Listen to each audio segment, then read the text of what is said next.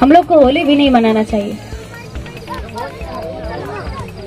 होली भी नहीं मनाना चाहिए। और हम आप लोगों से यही उम्मीद करते हैं कि आप लोग आने वाले मार्च में, 4 मार्च को है ना शायद होली, 4 मार्च को आप सभी लोग होली नहीं मनाएंगे,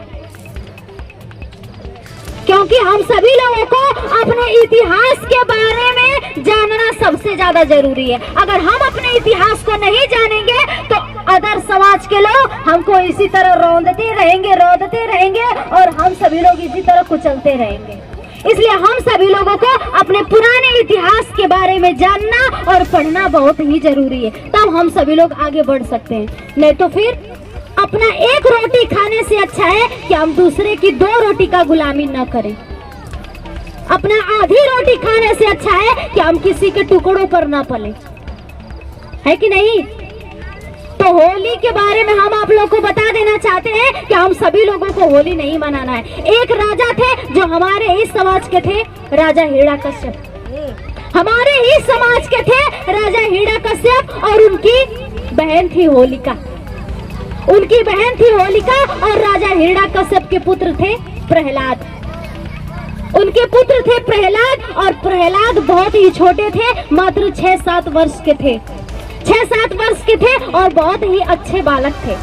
लेकिन जो मनवादी विचारधारा के लोग थे प्रहलाद को हमेशा बिगाड़ते रहते थे, दारू शराब मदिरा पिलाते रहते थे ताकि इनका बच्चा बिगड़ जाए। और जो होलिका थी उनकी बहुत ही ज्यादा इज्जत करती थी और प्रहलाद को बहुत ज्यादा मानती थी। प्रहलाद को बहुत ज्यादा मानती थी और होलिका की शादी होने वाली थी। होलिका की शादी होने वाली थी और होलिका बहुत ही ज्यादा अपने भतीजे को मानती थी। उसका भतीजा गया था कहीं घूमने के लिए, कहीं खेलने के लिए और उसको बहुत ज्यादा शराब वराब पिला दिए थे लोग, मनवादी विचारधारा के लोग शराब पिला दिए थे प्रहलाद को। और होलिका खाना ले करके गई अपने भतीजे को खिलाने के लिए। अपने भाभी से कहती है कि भाभी मेरी शादी हो जाएगी, मैं तो कल चली जाऊंगी, लेकिन मैं अपने भतीजे से बहुत प्यार करती हूँ, कम से कम खाना दे दीजिए, मैं उसको खिला दूं, अपने हाथों से 2 कवर खिला दूं, कल तो मैं चली जाऊंगी।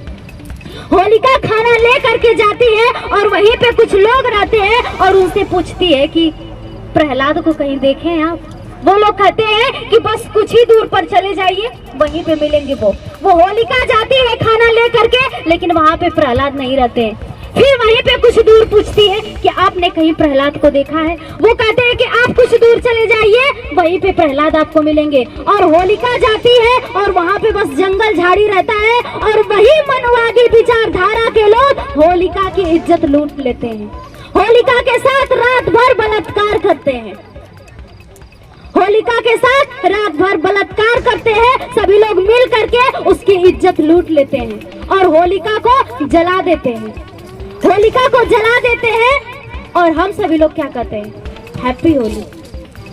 जब कोई शहीद हो जाता है, कोई वीर शहीद हो जाता है तो कहते हैं ना कि वीर, कहते हैं ना वीर, लेकिन हम लोग होली में जब रंग लगाते हैं तो उसको कहते हैं अवीर, उसको कहते हैं अवीर।